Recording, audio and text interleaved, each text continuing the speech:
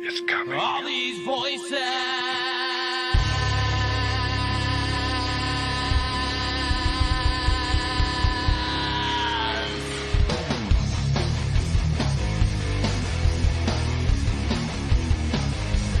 All these voices. All these things you can't explain.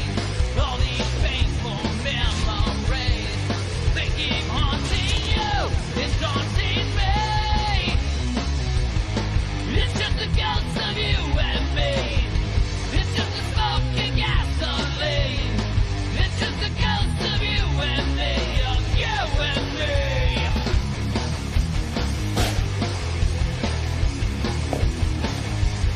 All these whispers. My name is James Hershey. Right back. All these shadows in my mind. My reflections I can't find. It's just a ghost of you and me. It's just a smoking gasoline.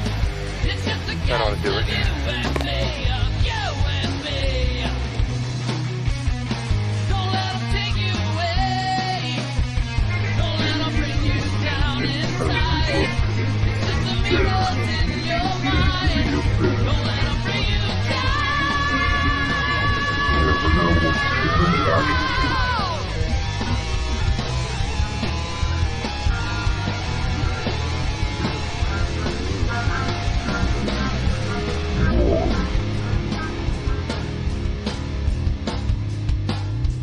Hello, everyone, and welcome to another episode of Staring into the Abyss. I am your host, horror author James Hershey Jr., and with me, as always, my co-host, old boy James Ash. How you doing, brother? I'm doing pretty good. How is everybody's night? As we sit recording this show right now, it is Valentine's Day. Actually, Valentine's night. So this weekend, when this show airs around the world, it will be Valentine's Day weekend. The overall theme of Valentine's Day is love. So I figured that we would do a show kind of about love. But we didn't want to do like some sappy, frilly kind of show because that's not who we are. We love horror movies. We're scary guys. We deal with scary things all the time. So I figured we would do a love show, staring into the abyss style. So that's what we're going to do tonight. Tonight's show is going to be fun. This is a little bit of a different show than what we normally do. Usually on Staring, we are giving you vast amounts of information and going through the history of something or trying to find the answer to some question. Those are the normal kind of shows we do. This one, we're just going to kind of delve deep into the crazy, creepy-ass mind of human beings a little bit with some really crazy stuff. I'm going to share 3 stories with you guys. Now, these are actual events that have happened. They're going to be from news articles. And they are some of the craziest stories you've ever heard. And we're going to start with one that's not quite so bad, and we will work our way to the third one is going to be pretty awful.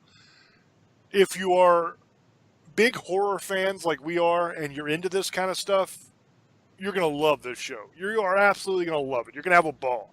If you're one of those kind of squeamish people that don't really like scary things, buckle up. That's all I can tell you, because this one's going to be fun. So the first one was in the Daily Mirror, and the headline here is Girl 20 weds zombie doll called Kelly and is more intimate with love of her life. That's the title of the article. Felicity Cadlick, 20, married zombie doll Kelly Rossi, who she claims is 37, with her other dolls at the ceremony. A girl who married her zombie doll says her world is now complete after their nuptials. Felicity Cadlick, 20 years old, wed the love of her life, Kelly Rossi, a zombie doll who she claims is 37 years old, in front of her other dolls. The beautiful ceremony, which took place in Tiverton, Rhode Island, cost Felicity $500, covering her own wedding dress, a suit for Kelly, and decorations for the outdoor venue. So she bought a suit for this doll. Alongside 4 of her family friends, 8 of Felicity's other dolls also attended the ceremony to show their support in the ceremony 6 months ago. Felicity, who now lives in Veneta, Oklahoma, claims that marrying Kelly has made her feel closer and more intimate with her. Felicity said, quote, "Our wedding ceremony was beautiful and perfect, exactly the way I dreamt it would have been. I made sure that the whole wedding was done properly so it would be as official as possible, and we consummated the marriage afterwards." That's a creepy thought. Kelly was the groom as she takes the male role in our relationship. She is a tomboy, so she wore a suit. I feel she was most comfortable as the groom. Despite having been in a relationship with Kelly for 4 years, getting married to her has made me feel so much closer to her, both emotionally and intimately. Felicity was initially gifted Kelly by her late father after becoming obsessed with horror movies and zombie dolls. She said, quote, "I found Kelly on a creepy doll collection website and my dad bought her for me when I was 13 years old. It wasn't until I was 16 years old that I started to get feelings for her, but it was something that I kept trying to deny. When my father died last year, I found myself becoming closer and finding comfort in Kelly, as she was someone that he had bought for me. I finally allowed myself to be open with who I was and let my feelings come out. And despite not everyone agreeing with my love life, I have never felt happier. When I started to feel more confident in my relationship, I knew I had to marry Kelly. But I waited until September, as that's the same month as our birthdays, so I knew it would be extra special." Despite Kelly's zombie-like appearance, Felicity claims that she loves her doll deeply and wouldn't change her for the world. She said, quote, "I married Kelly, but only because I accept her for who she is. I look past her bloody face and I don't mind her not having a jaw. Also, her spirit and personality traits made me know that she was the one for me and that I wanted to spend the rest of my life with her. To me, she is perfect, and I can feel that she loves me very deeply, and I can sense her happiness since we have married. Just seeing her at the altar when I walked down the aisle was amazing, and to me she looks beautiful. I am intimate with Kelly. I caress her and feel safe with her, and I feel a genuine connection when I'm having an intimate moment with her." And that's the end of this article. So basically, if you look at this picture, there's a picture of this doll. And I urge all of you to Google this and actually find this article that was in the Mirror and check it out, because this is one creepy ass looking doll. It's covered in blood. It's missing part of a jaw. It's horrifyingly ugly. I mean, this thing is terrible looking. So this girl fell in love with this zombie doll and decided to marry it. Now, this doll is another female, so she's having a, I guess you would call it a lesbian relationship with an inanimate object, but she feels that it's animate. She thinks that this doll is alive, I guess. So that's what I'm going to talk to Old Boy about here real quick before we move on to the next article. Do you think that she knows that this thing isn't real? Or do you think that she believes that this doll is actually real? And if she believes that, could we be looking at some kind of crazy possession case here where the doll actually contains a spirit of somebody that died, or contains the spirit of a demonic entity or something like that? Because that's always a possibility. Maybe the reason she loves this doll and communicates with this doll and talks to it and all this stuff is because it talks back. Or maybe she's just crazy. I don't know. Old Boy, what do you think? I was trying not to laugh because this is really crazy. I have a couple theories. The first theory I have is that she's just out of her damn mind, and that she's kind of out there because she's 20 years old. And what I'm thinking, or I was gonna say maybe she's doing it to get on TV or get on attention, because there's a lot of people who will do a lot of crazy ass stuff to get on TV or get out there. That could be one theory. The other theory is that she holds onto the doll because of her dad dying, and that could be a possibility that she feels close to the doll and no one else. But she has a bunch of other dolls she's got. So what I'm thinking is maybe this thing has something in it, because she keeps saying, because I've read in the article she said the thing's alive. So, and she talks to it. So there could be a possibility this is a possession. I mean, look at Annabelle. That the story of Annabelle, that the doll got into the demon got into the doll and would talk to the person, and they gave it permission, and they tried to take them over. But this could be a possibility. She went and married the thing. She knows people think she's crazy. She didn't care anyway. I think she has an emotional attachment to this doll. It could be because of her dad. I think that's a little bit. I also think that there's something going on with the doll itself, or these dolls, because if you've seen the dolls, they're all creepy looking. And I know that's a line. She had it for 3 years, and then she started loving the doll after her dad died. I think that started it, but I think there's something there. I think the doll might have something in it, and that's a possibility. And the way she talks about it and stuff like that, she's like obsessed with this doll. And she's kissing it like it's a human being and says it's real, and she talks to it. There's something going on. Maybe the doll does talk to her. It's a possibility, James. That's all I'm going to say on that, brother. What if, now this is out there and this is creepy as hell, but what if this did not begin until her dad died? What if her dad's spirit is inhabiting that doll now? What if she missed her dad so much that she performed some sort of ritual to trap his spirit in that doll? Or he just came there because he wanted to stay with her? What if what we have here is some kind of really crazy, otherworldly, spiritual, ancestral kind of thing going on? That's kind of nuts to think about too. But I think it's a combination. I think there's a couple things going on here. I think one, she's attached to it because of her father. It might be her father in the doll now. Or it might be a demonic entity has possessed that doll and is trying to mess with her. Something changed when her dad died. Because she had the doll for 3 years, didn't fall in love with it until after her dad died. That's when she started talking to it and all this stuff. Something changed there. So I think I agree with you on that. The next article, the title of it is Carl Tanzler Fell in Love with His Patient, Then Lived with Their Corpse.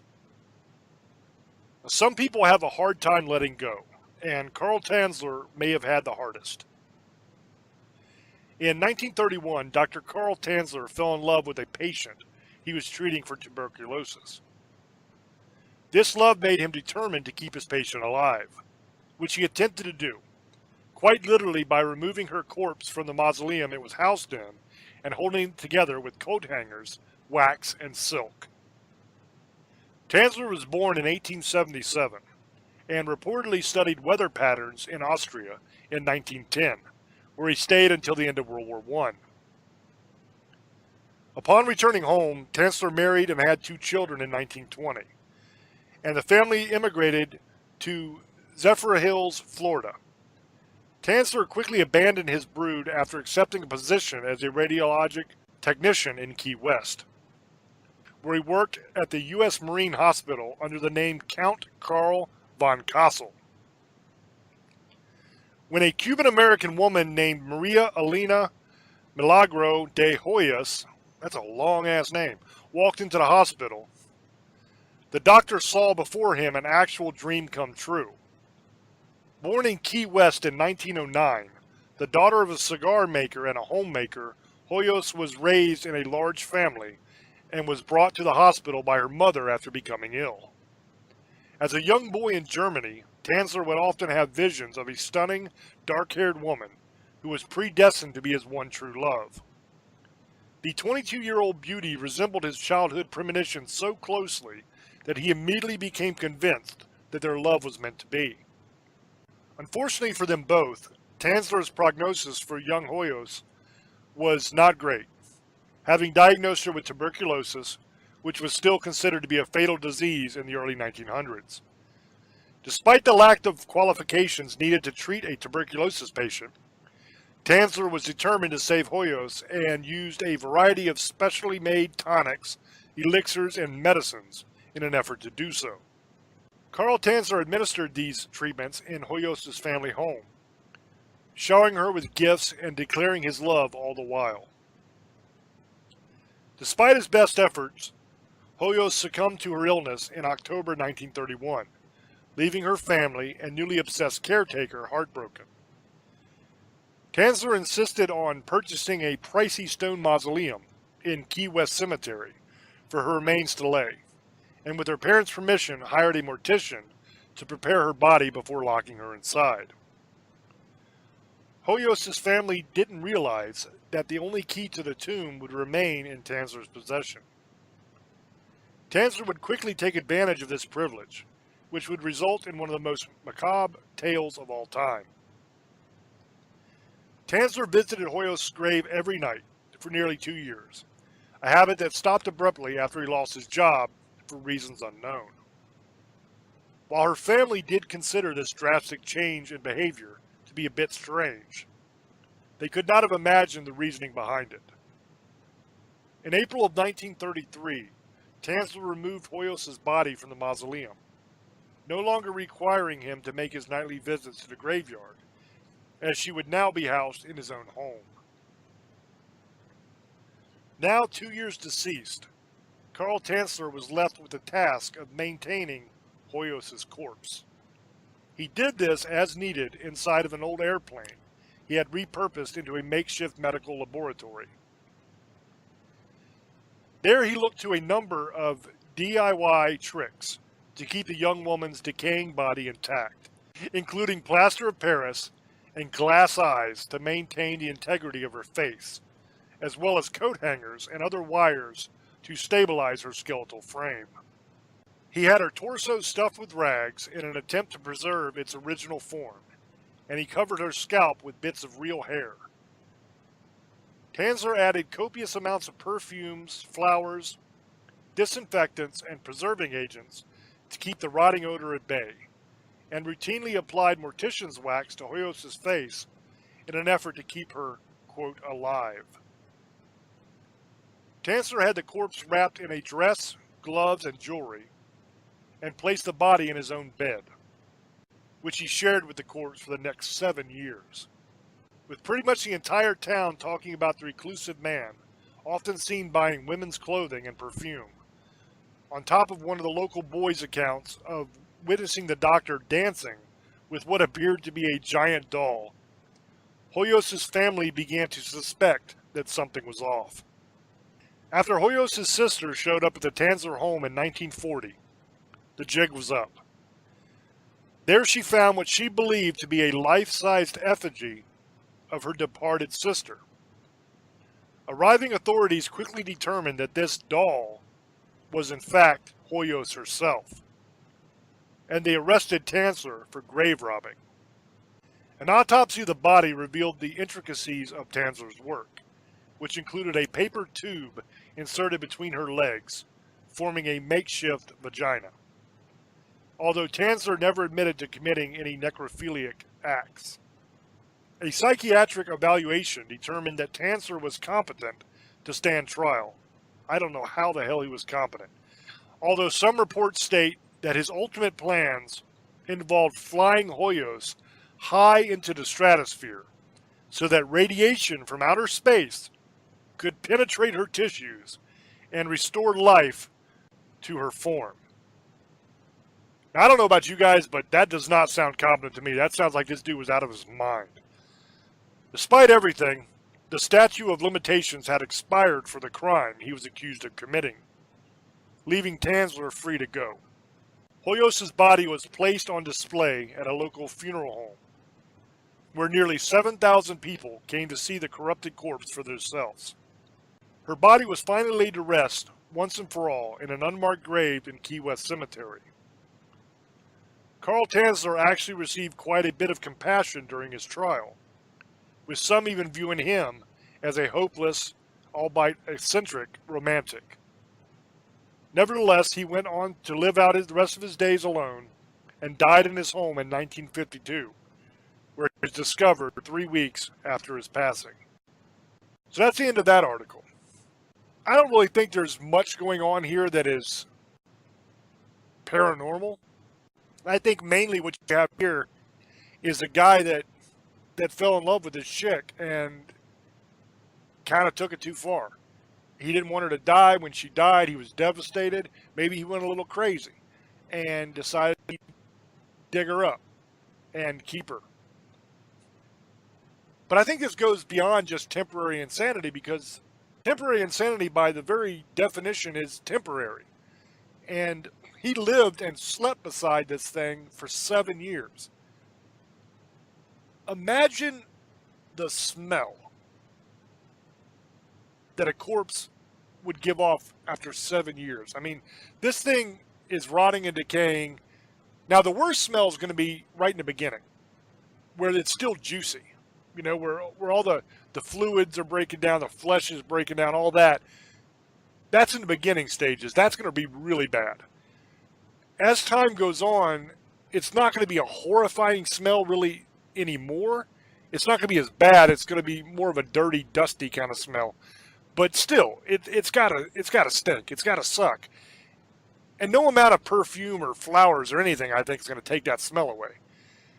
And he slept beside this thing for 7 years. He kept having to put wires and wax and stuff on this corpse to try to keep it from falling apart, because it was doing what a corpse does, which is decompose, and it had to be crumbling all up, and he was trying to keep it intact. Now, the paper tube part, I'm not going to get too far into that because that's kind of graphic, a little bit probably too graphic for the radio. So I'll just say that that's disturbing as hell. There had to be a reason why he wanted to keep that particular part of the body structurally intact. He didn't admit to the necrophilia, but I guarantee you it took place. It had to have. Because otherwise, why would he go through the trouble of doing that? That's all I'm going to say about that part. But I think this guy was out of his damn mind. Plain and simple. He was crazy. He had to be crazy. The whole thing about trying to shoot her up into the stratosphere so that radiation could bring her back to life is nuts. There's no way that works, ever. You can do it 1,000,000 times, it's never going to work. And the fact that he tried to treat her when she was alive, even though he did not have the qualifications to treat her, he didn't know what the hell he was doing. And she died. Now, could have she lived if she would have went to a doctor that knew what the hell they were doing? Maybe. Tuberculosis was a beast back then, and it took a lot of people out. But there were some people that managed to live quite a long time with it. Doc Holliday was one. And that was even before this case. Doc Holliday was, and he lived for quite a while with tuberculosis.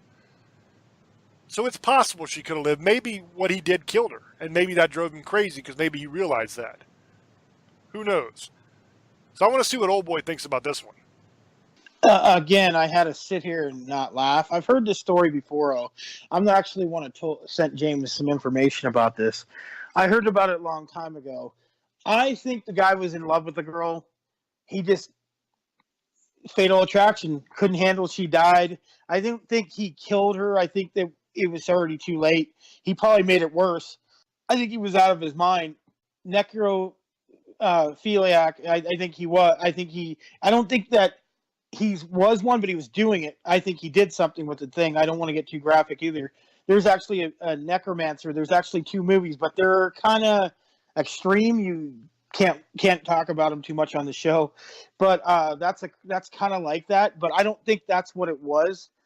I think that he was just in love with her, and he went crazy when she died, and still, trying to love that. He thought the thing is, I think he thought she was going to come back to life. Because remember, he's going to go up in space, and the radiation's going to bring her back to life. And I think that's what he thought. So I think he did things with. I don't want to get into too much, but we're a PG show, so we don't have to get into too much. But I think that he had a thing. He was in love with this thing. It didn't matter if she was passed away or not. He thought in his mind he was going to bring her back to life one day. And I think it's shady-o because like he made this key. He got this special thing for he only had the key for it.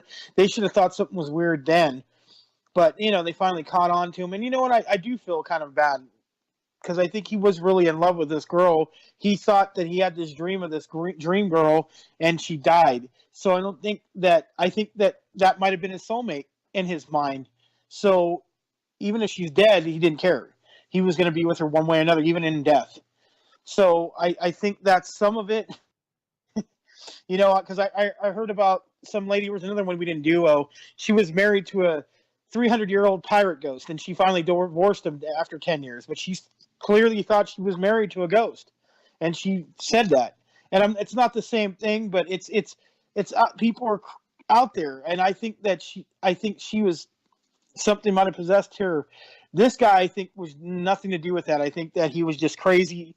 He was out of his mind, crazy, and he just couldn't get over her death, and he got caught.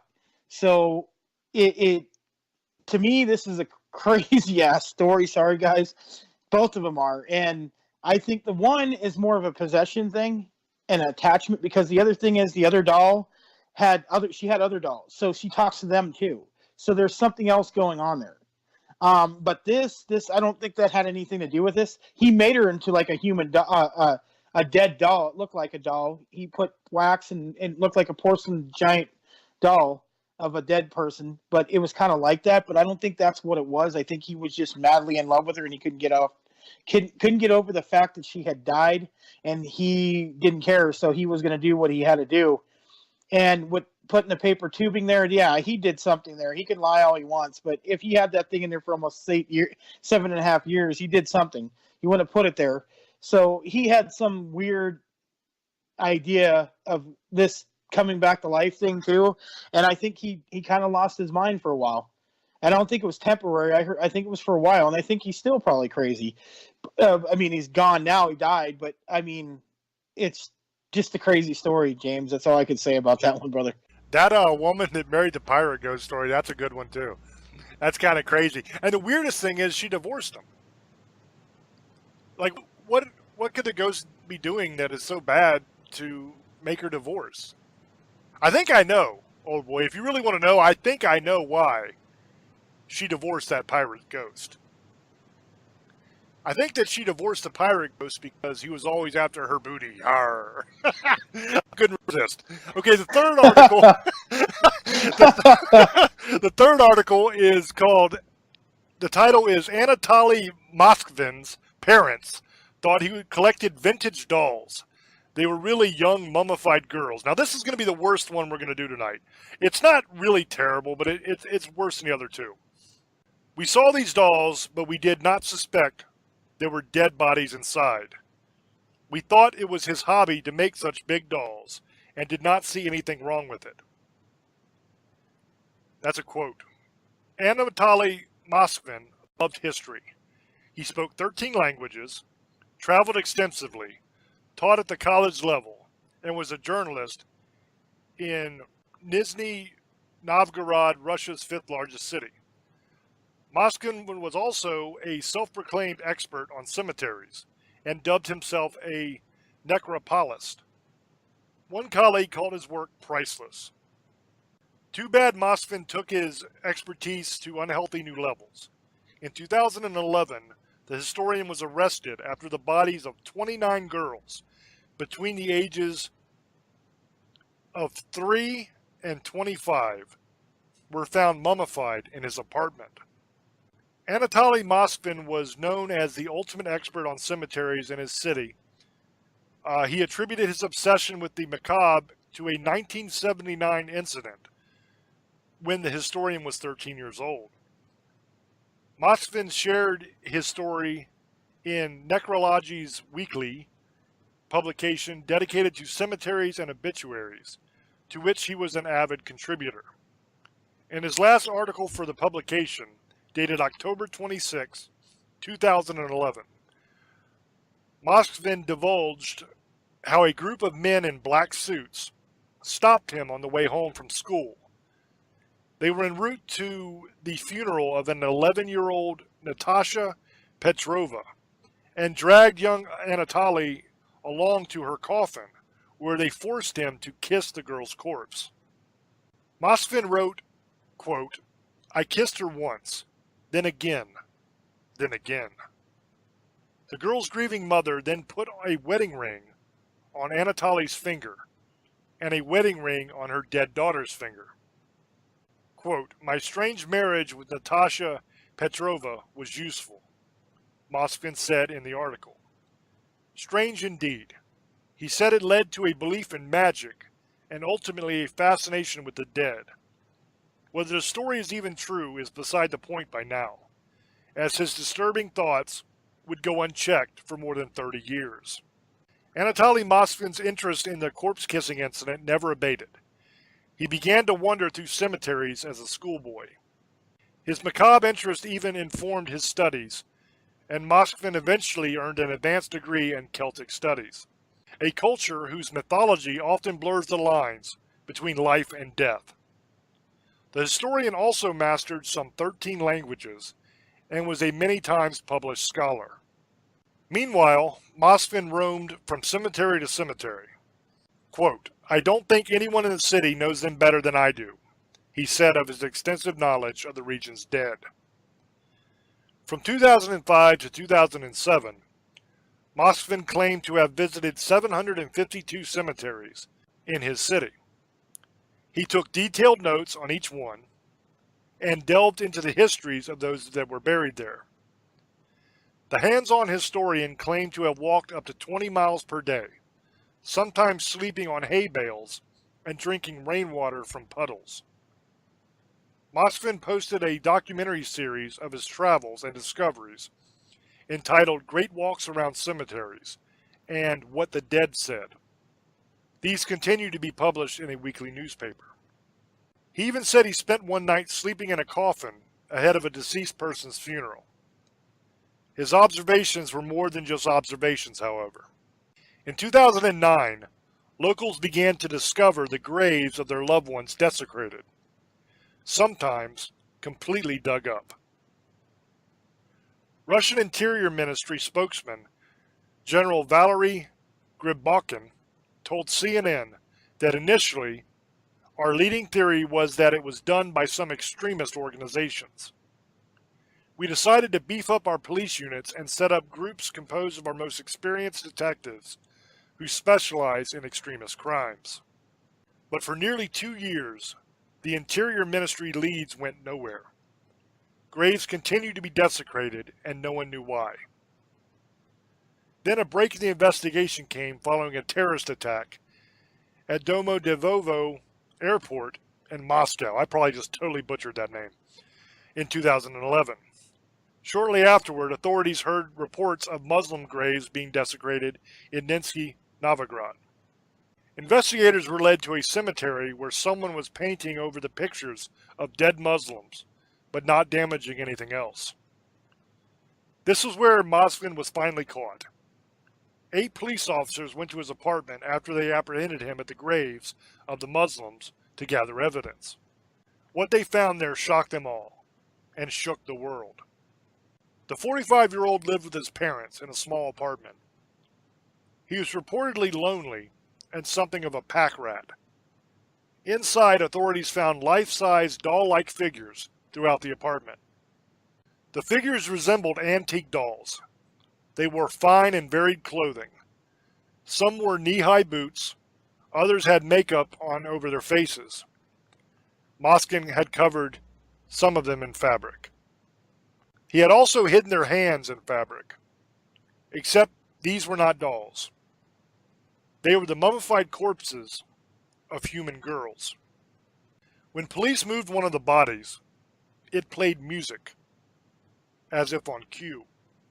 Inside the chests of many of these dolls, Mosfin had embedded music boxes. There were also photographs and plaques taken off of the gravestones, doll-making manuals, and maps of local cemeteries strewn about the apartment. Police even discovered that the clothes worn by the mummified corpses were the clothes in which they were buried. Investigators later found music boxes or toys inside the bodies of the dead girls, so that they could produce sounds when Moskvin touched them. There were also personal belongings and clothing inside some of the mummies. One mummy had a piece of her own gravestone with her name scrawled on it inside her body. Another one contained a hospital tag with the date and the cause of the girl's death. A dried human heart was found inside a third body. Moskvin admitted that he would stuff the decayed corpses with rags. Then he would wrap nylon tights around their faces or fashion doll faces onto them. He would also insert buttons or toy eyes into the girls' eye sockets so that they could watch cartoons with him. The historian said that he mostly loved his girls, though there were a few dolls in his garage which he claimed to have grown to dislike. So I guess they pissed him off. The dolls that pissed him off, he put out in the garage. He said he dug up graves of girls because he was lonely. He said he was single, no surprise there, and his biggest dream was to have children. Russian adoption agencies wouldn't let Moskvin adopt a child because he didn't make enough money.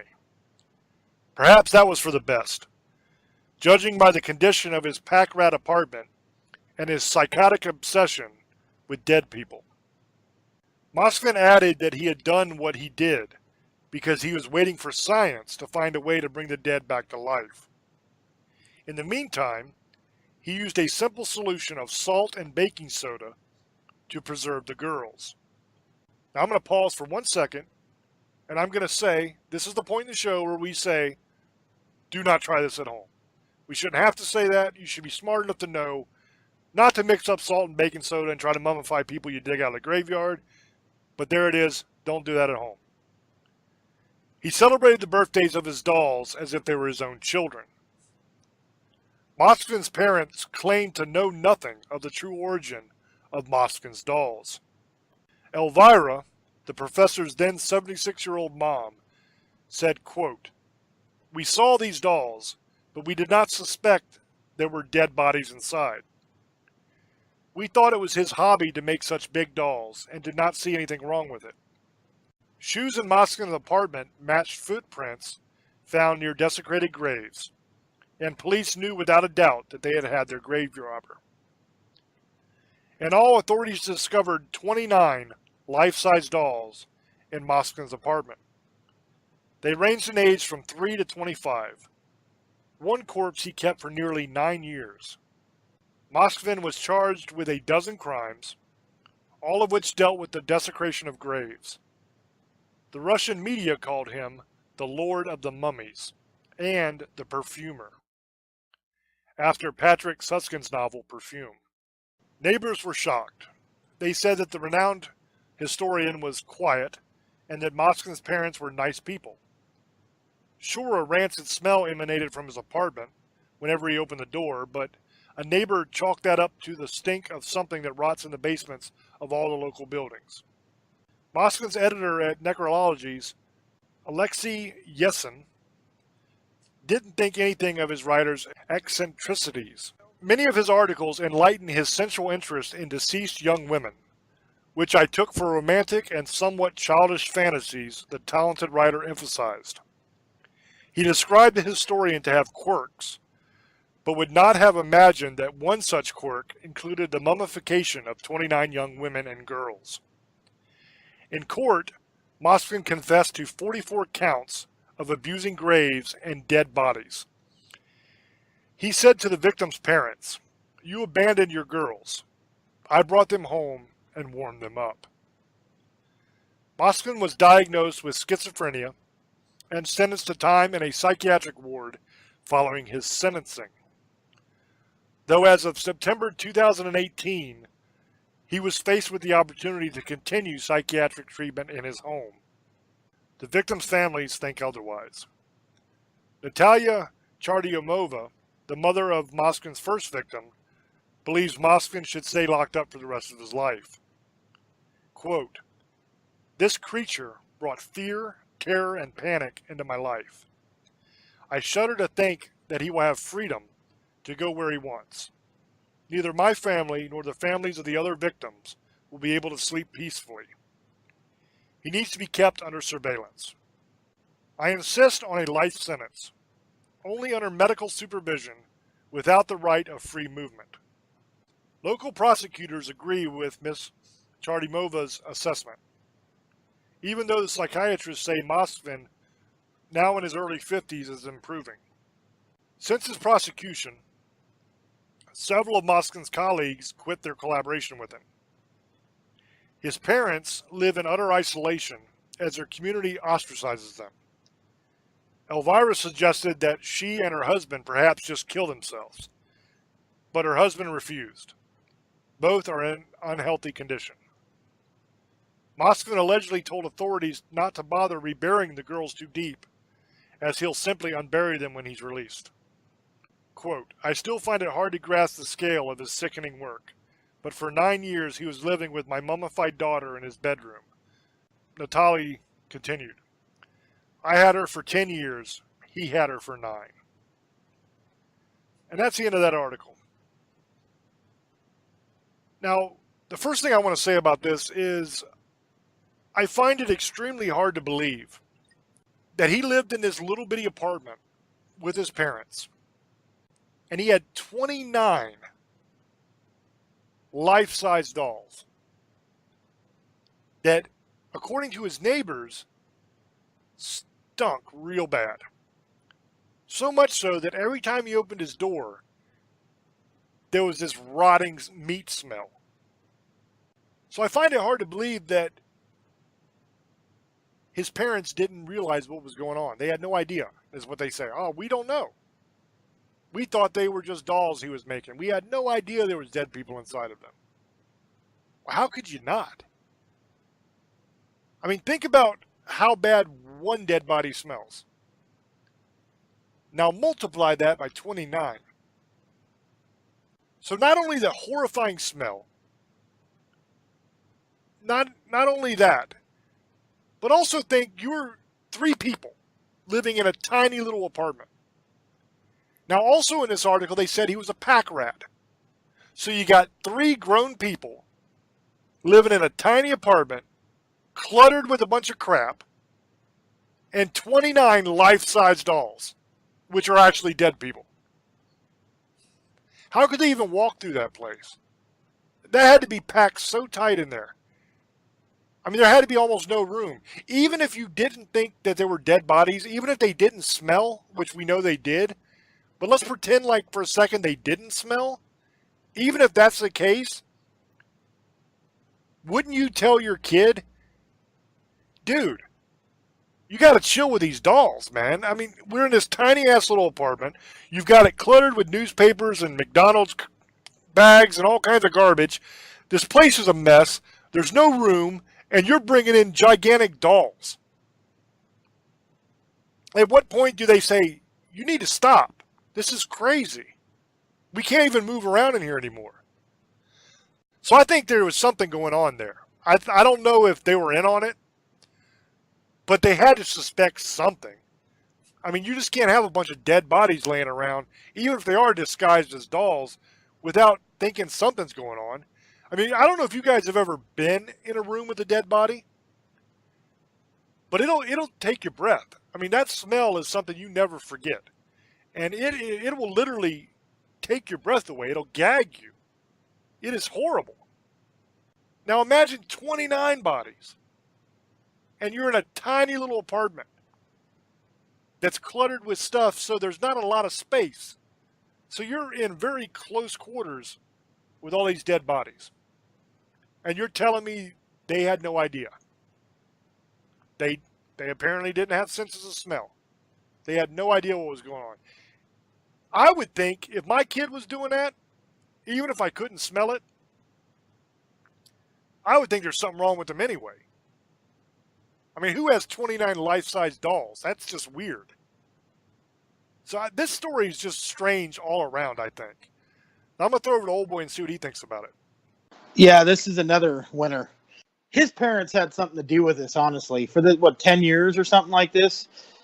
They known, like you said, 29, they're in 29 dolls or whatever, fake dolls, they're mummified.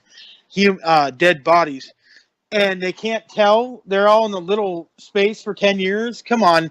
His parents, and I'm going to be honest, are probably, he kept his parents from going to jail. They probably helped him. That's another theory I have. I wouldn't put it past them. They knew about it. I mean, how could you not? How could you not know that your son has weird dolls and they smell? You can't. And they're life-size dolls. They're probably the same size of them because they're older people. So this guy, I think, is insane. I think he has necrophiliac altogether, and that he has a session with this, collecting dead bodies. Because, like he said, he was lonely. He didn't have anybody. Well, look why. I can understand why. Then he couldn't get kids. I think he had some weird obsession that these were his kids. Because he never did anything weird with them. These were his kids. So this was another thing. Maybe the dolls, he thought the dolls talked to him too. But he never said anything. He just like collecting them. But they watched TV with him, and then he would get mad at dolls. So he was arguing with these dolls. So maybe this is another thing where he was bringing the dead in, and he was talking to it, he thought. But this is a way to make up for not having children. So that would be my assessment on this whole thing, James. This is crazy. All three of these, even the pirate thing was crazy too. That lady, come on. These people are insane. And then I think the one girl, I do think there's something to do with demons. Well, not demons or ghosts. There's some kind of possession going on there. This guy was just out of his mind. He was out of his crazy ass mind. So I think he was lonely. People get weird when they get in their 40s and they're lonely. It happens a lot. I've seen it. When they don't have a family of their own, like a wife and kids. You know, he lived with his parents. He probably felt pathetic. And so that's the way he got addicted to doing this. And I think there was another part of, he wanted to get caught. So he played this game. He got caught finally, but he got away with this for 10 years or so or longer. So I think it was a game to him, too, on top of that. But he still wants to dig these bodies out and live with them again. So he has some attachment to this, too. So that's the other thing I was going to say about that. He's got some weird attachment with these dolls altogether. So you need to keep this guy locked up because he's going to do it again. And they probably will let him out because they'll feel bad for him. He's in his 50s now. This is been 6, 7 years now, 8, whatever. He'll go out and do this again, trust me. Maybe not with his parents, but he'll get his own little place and he'll go and do this again. And I think, like that lady said, they need to keep him locked up forever. Because somebody like that doesn't need to be, especially when he threatens to do it again. Yeah, he's probably saying he's better, but he's going to do it again. 90% of people go back and do what they did in the first place when they either go to rehab or a sane asylum, or prison. It's 85%, but for that. But most people go back to that because it's easy. It's harder to get over something and face it than it is just to go back to what you were doing. It got you in trouble in the first place. That's all I got to say, James. What's your opinion? One thing I think is in the last two. Okay, not the one with the girl that married the zombie doll. That's different. But these last two, notice that they didn't kill anybody. So we're not dealing with murderers here. We're not dealing with serial killers. There's a certain level of creepiness, and bottom dwelling is really the best way to say it. It's kind of scummy that they're digging up the dead and bringing them home. They don't even have the courage to go out and kill their own people. You know, they got to go dig up people that are already dead. So to me, that tells me that they're cowards. Because with a serial killer that does crazy stuff, at least they have the guts to go out and kill them themselves. You know, these people, they just went and dug up dead people that are already like starting to decompose and falling apart and all this. So now, don't get me wrong. I'm not saying it's right to kill and be a serial killer. I'm not saying that's a good thing. But I'm saying that these people are lower down on the totem pole, I think, because there's a certain element of desperation and self-loathing that has to be taking place for you to do something like that. For you to go and dig up the dead. That's just strange. You know, most people that have those tendencies will go out and find victims, and they will kill them, and they will then do whatever they want to do once they're dead. Digging up a grave is not an easy thing to do. I mean, that's a lot of work to dig up a grave. And then you got to get into the coffin. Then you got to manage to get that corpse home without anybody seeing it. Now, that's another thing I wonder about both of these cases, these last two, is how did they get the bodies back? In both cases, they're pretending that they're dolls, right? They're dressing them up, and they're making them look like dolls and stuff so that people don't suspect that they're actually dead people. Now, the one, he had her in the bed with him and all that stuff, but he did stuff to her face to keep her from falling apart. So she looked, I saw the picture, she looked like a doll. How did they get them back to their houses without anybody seeing? I mean, imagine they did it in the middle of the night. That would be obvious, because you're not going to walk in broad daylight carrying a body. So it had to be at night. But I guess they just drove into the graveyard, spent an hour, 2 hours, 3 hours, whatever, digging up the body, because it takes a long time to dig a body up, because they're under 6 feet of dirt. And that's not easy. It takes a while. And then somehow nobody ever found them, and then they, I guess, loaded it into a car or something and took it home. And if they had a garage, then you're okay there, I guess. You can pull into your garage. But to me, it's crazy that this happened, especially with this last case. You're talking 29 times that we know about. That's how many they found at the house. That doesn't mean that's all. There could have been others that he did before that he didn't keep, that he was just learning his craft or whatever and got rid of. So we don't know how many there actually were. We just know that there was 29 that they found. So at least 29 times he went to a graveyard, spent hours digging up a body, and took it home, and nobody saw it until the end. That baffles me, to think that you could do that. You could just go and dig up a body and nobody would see you. I mean, the first one took place a long time ago, right? But this one is recent. I mean, this one is within my lifetime, within the last, I mean, what did it say, 2011 was when he was up for parole? So, I mean, this wasn't that long ago. And to think that you could just go to a graveyard, spend hours digging up a body, and nobody says anything. Nobody notices anything. That's crazy to me. I can't believe that. I'm not saying it's not true, because obviously it is. Because otherwise, how did he do it 29 times? If he would have been seen or got caught, it would have ended there. But he got away with this 29 times before they caught him. That blows my mind. To think that nobody's paying attention. Nobody's watching. You would think they'd have somebody, some kind of night watchman or a caretaker or somebody that would go around every once in a while. I mean, in my town, the cops ride through the cemetery. Every once in a while, you'll have a police car that patrols down through there and does a little lap and makes sure everything's cool. It's crazy that nobody was paying attention. Now, it was in Russia, granted. So maybe they don't do things the same way in Russia.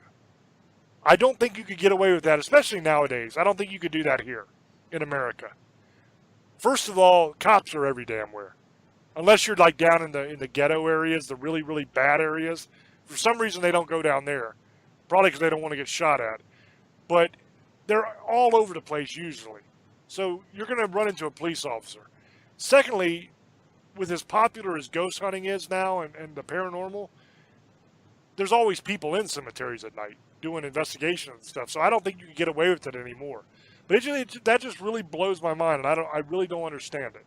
But that's about all the time we have for this episode. I hope you guys liked it, and I'm going to throw over to Old Boy for shout-outs. And I want to thank everybody from ParaX, over 5,700 subscribers and counting. Remember, go to James Hershey's YouTube, subscribe, and not the singer. We sell a bunch of shirts, a bunch of other stuff, merchandise. He'll tell you where to go. Awesome stuff, guys. Whatever you want. If you want something special made, let us know and we'll do it. If you want stuff autographed by me and James, let us know.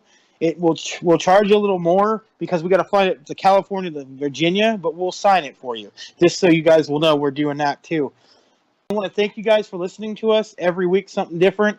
I love you guys. Thank you for following Tales from the Abyss too. We're going to do another episode or two soon. You're going to really like that because we're going to do some crazy stuff. I hope everybody has a wonderful night. Demon hunters, monster lovers, misfits, and sugar ladies. I love you. Blessed be. Have a good night. Good night. The YouTube channel is youtube.com/James Hershey Jr. The merchandise store is teespring.com/stores/staring into the abyss. teespring.com/stores with an S on the end/staring into the abyss. That's where all the merch is. There's clothing, there's posters, there's all kinds of stuff. So whatever kind of merch you guys want, you can find it there. Thank you guys for listening. I greatly appreciate all the love and support that you give us. And I really hope that you like this show. This was a fun one for us. It's not the usual show we do, but we are big horror fans and we love this kind of crazy stuff. And I came across these articles, the first two. Old Boy sent me the third one. And I just thought you guys would love them. I thought you would really enjoy hearing them. So that's why we did this show, and I hope that you liked it. With that being said, we are pretty much out of time. So until I speak to you again, love many, trust few, and do harm to none. God loves you, and so do we. Bye-bye.